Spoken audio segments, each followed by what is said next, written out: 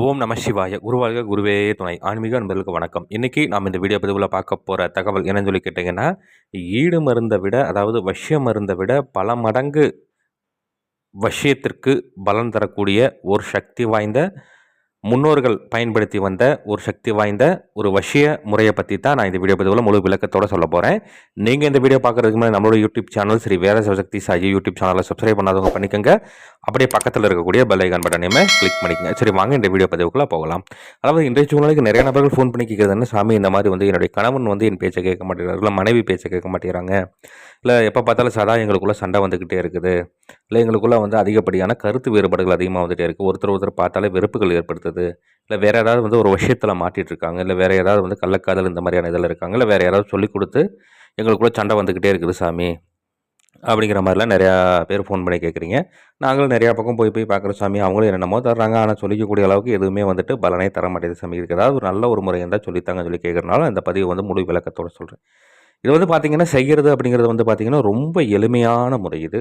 ஆனால் இது வந்து பார்த்திங்கன்னா இதனுடைய பலன் அப்படிங்கிறது வந்து பார்த்திங்கன்னா பல மடங்கு ரொம்ப அபரிவிதமான முறைன்னு சொல்லி நல்லா வந்து பல மடங்கு அற்புத ஆற்றல் கொண்டதுன்னு சொல்லி சித்த நூல்களில் குறிப்பிடப்பட்டிருக்கு. சரி, இது எப்படி பண்ணணும் என்ன இது அப்படின்னு சொல்லி பார்த்தோம்னாக்கா, செய்கிறதுக்கு ஏற்ற நாள் எப்போ அப்படின்னு சொல்லி கேட்டிங்கன்னா, கிரகண நேரத்தில் பண்ணலாம், இல்லைன்னா அமாவாசை அன்னைக்கு நீங்கள் தாராளமாக பண்ணலாம். இப்போ அந்த அன்னைக்கு என்ன பண்ணணும்னு சொல்லி கேட்டிங்கன்னா, இந்த கொம்புத்தேன் எல்லோரும் பார்த்துருப்பீங்க சரிங்களா, அதை நீங்கள் வந்து முறையாக வந்துட்டு சேகரித்து வச்சுக்கணும். ஒன்று நீங்கள் முடிஞ்சால் காசு கொடுத்து கூட நீங்கள் வாங்கிக்கலாம், ஆனால் வந்து நல்ல ஒரிஜினல் தேனாக இருக்கிற மாதிரி நீங்கள் வந்து பார்த்து வாங்கிக்கணும் சரிங்களா.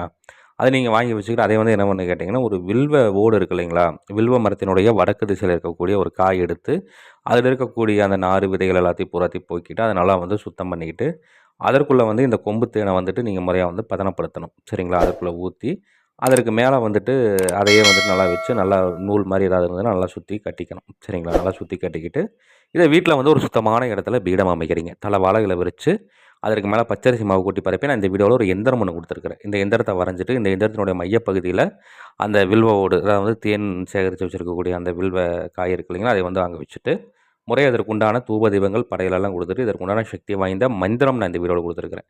இந்த மந்திரத்தை வந்து உச்சாடனம் கொடுக்கணும். இப்போ கிரகண நேரத்தில் பண்ண மாதிரி இருந்ததுன்னா கிரகண நேரம் முடிகிற வரைக்கும் மந்திர உச்சாடனங்கள் கொடுக்கலாம். இதே நீங்கள் வந்து அமாவாசை நாளன்னைக்கு நீங்கள் ஆரம்பிக்கிற மாதிரி இருந்ததுன்னா பௌர்ணமி வரைக்கும் நீங்கள் இந்த பூஜைகள் வந்து செய்கிற மாதிரி இருக்கும் சரிங்களா. இந்த மாதிரி வந்து பூஜைகள் செய்து இதை நீங்கள் வந்து ஒரு விண்பூசணி சுற்றி உடச்சி போட்டுட்டு இதை எடுத்து பத்திரமா வச்சுக்கிட்டு தேவைப்படும் பொழுது கணவன் மனைவிக்கோ மனைவி கணவனுக்கோ கொடுக்க வசியமாவாங்கன்னு சொல்லி சித்த நூல்களில் குறிப்பிடப்பட்டிருக்கு. ஒரு தொடர்ந்து வந்து பார்த்திங்கன்னா ஒரு 11 நாள் கிட்ட நீங்கள் கொடுக்குற மாதிரி இருக்கும் சரிங்களா. அதற்கு மேலே கொடுத்தீங்கனாலும் இன்னும் அதே சிறப்பு தான். ஆனால் தொடர்ந்து கம்பல்சரி வந்து ஒரு 11 நாள் ஏதாவது வந்துட்டு ஏதாவது டீ காஃபியில் குடிக்கிறாங்கன்னா அதில் நீங்கள் வந்து சேர்த்து கொடுக்கலாம் இந்த மாதிரி சரிங்களா. அது தேவைக்கு தகுந்த மாதிரி நீங்கள் வந்து இதை நீங்கள் கலந்து கொடுக்கும் பொழுது இதை அவங்க சாப்பிட உங்கள் மேலே இருக்கக்கூடிய அந்த வெறுப்புகள் அந்த இதெல்லாம் போய் ஒரு அந்யோன்யத்தை அதிகரிக்கும் சொல்லி சித்த நூல்களில் குறிப்பிடப்பட்டிருக்கு. இதை முறையாக தக்கன குருமால்கிட்ட ஆலோசனை பண்ணிவிட்டு செய்து பலன் அடைஞ்சு பாருங்கள். நன்றி. மீண்டும் வேறு ஒரு நல்ல தகவல் கொண்ட வீடியோவில் உங்களை சந்திக்கிறேன். அதுக்கு முன்னாடி நம்மளோட யூடியூப் சேனல் சரி வேத சிவசக்தி சாயி யூடியூப் சேனலை சப்ஸ்கிரைப் பண்ணாதவங்க பண்ணிக்கோங்க. அப்படியே பக்கத்தில் இருக்கக்கூடிய பெல் ஐகான் பட்டனையுமே கிளிக் பண்ணிக்கோங்க. சரி, நன்றி, வணக்கம், வாழ்க வளமுடன். ஓம் நம சிவாய. குருவாழ்க குருவே துணை.